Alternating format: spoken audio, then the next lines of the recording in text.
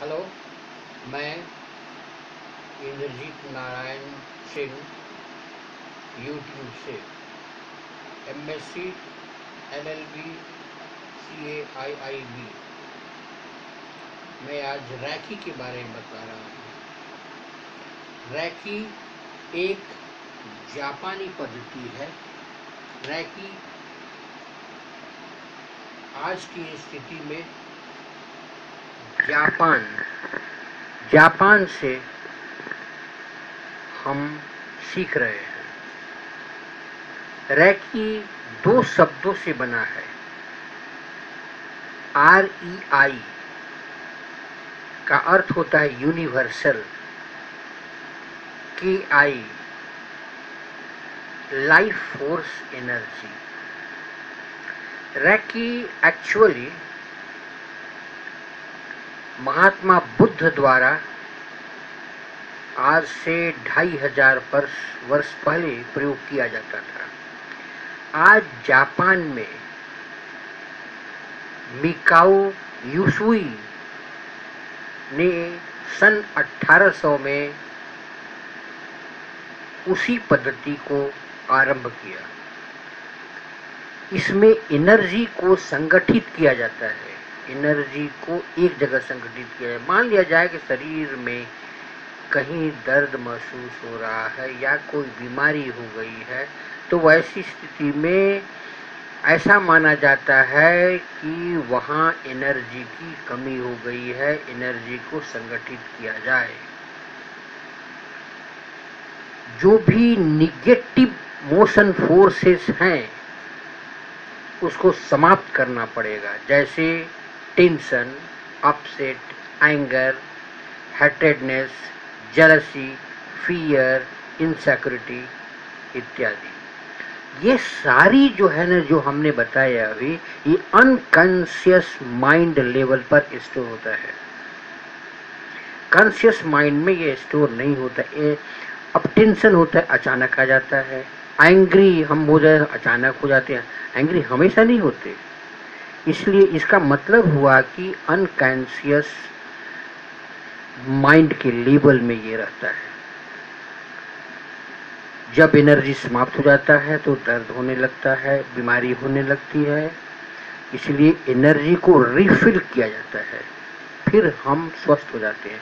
जैसे कि हम देखते हैं गैस सिलेंडर, आप गैस यूज करते हैं तो गैस सिलेंडर में गैस भरा रहता है।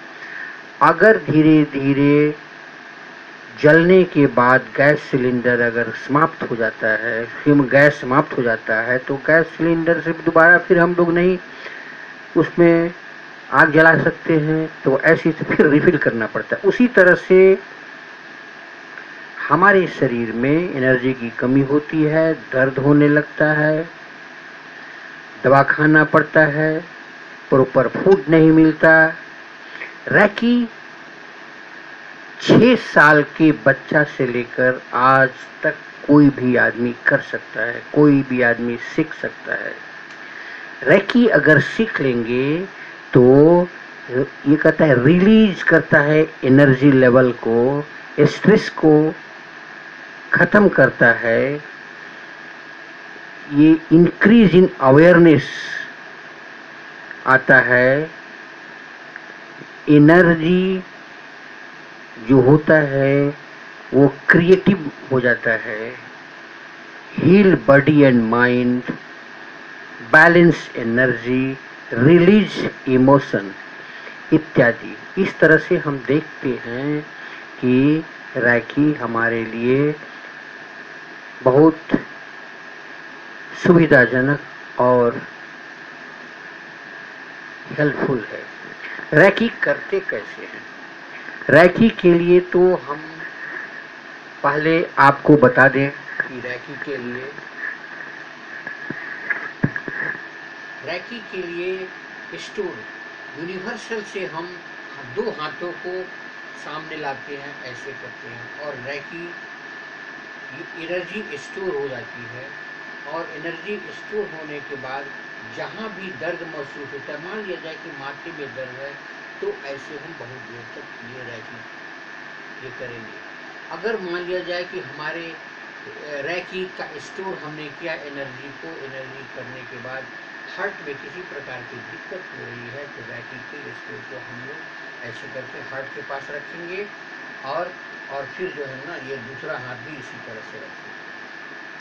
अगर मान लिया जाए कि कफ हमारे फेफड़े में भरा हुआ है तो कफ के लिए हमारा 2 फेफड़ा होता है, तो निश्चित रूप से हम दोनों फेफड़े के पास बहुत कुछ देर तक 5 मिनट 10 मिनट आधे घंटे तक इसको रख सकते हैं। मान लिया जाए कि पैर में किसी प्रकार का दर्द है ठेहुना में, तो रैकी करते हैं ऐसे और करने के बाद पैर के ऊपर रखते हैं, पैर के ऊपर ऐसे और एक नीचे रखते हैं, दूसरा पैर है इधर। इसी तरह से चारों पैर की दोनों पर वो रैकी करते हैं, तो रैकी का स्टोर करते हैं। इसी तरह से एक प्रकार का ये मेडिटेशन है।